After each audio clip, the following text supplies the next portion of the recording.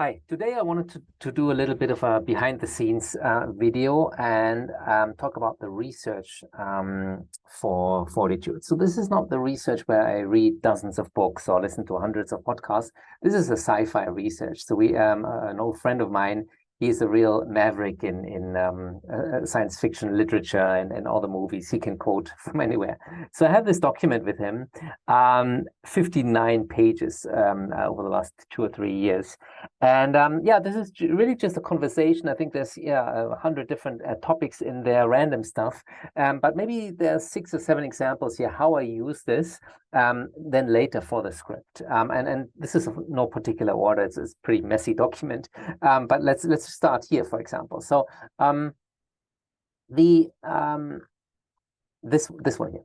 So this was about asteroid mining. Maybe you remember that scene in the film where now I think the introduction is about gold and central banks, which is a reference to Cryptopia, my previous film.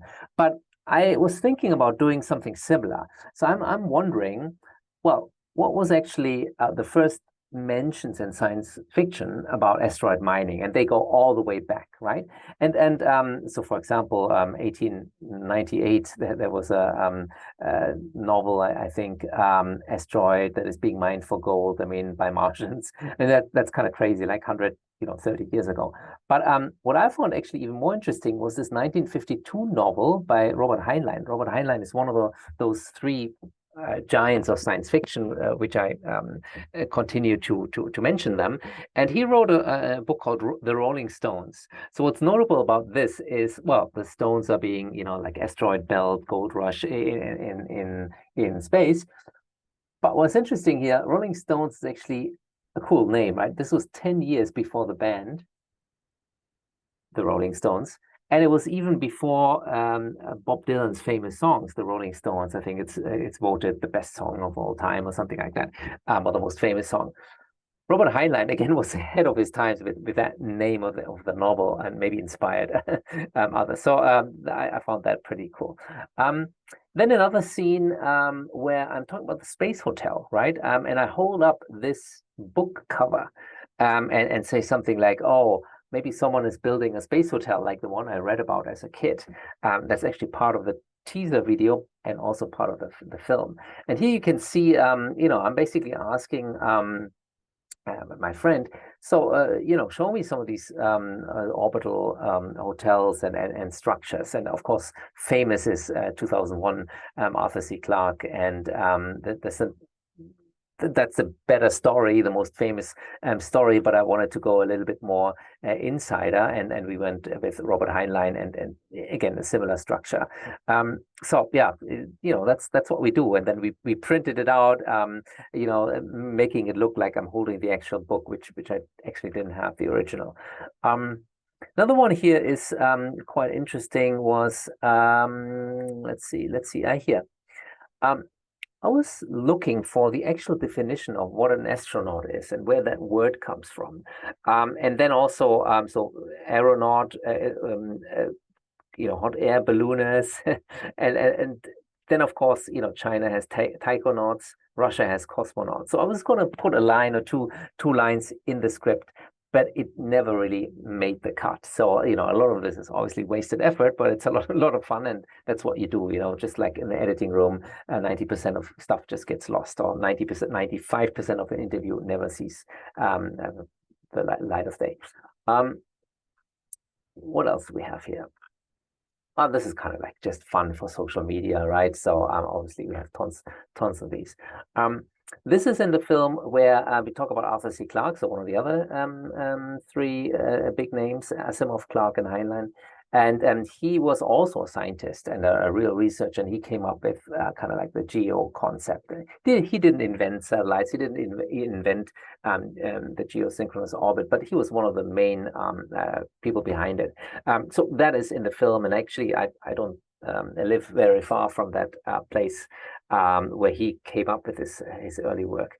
What would have been cool is I somewhere found out that let's see.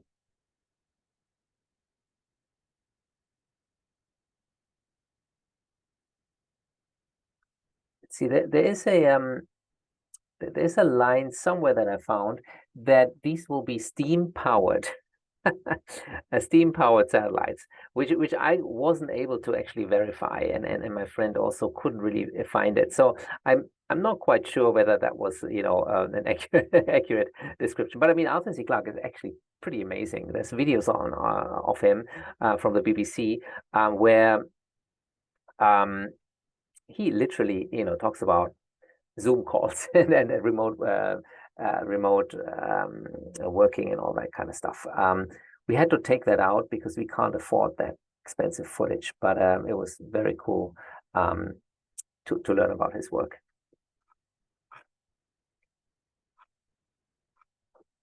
Further down here, there's I mean, this is basically, that's me reading a lot of books and like taking a picture of a book, and then we get the full quote, and then the whatever the source of NASA where he actually said it on a mission, right? And Neil Armstrong. So this is, of course, perfect for social media. The Tesla in space, launched by SpaceX and Star Trek, 20 years earlier, basically showing a Ford in orbit. Very cool stuff. Let's see, what else do we have? Tons of quotes, famous science fiction quotes.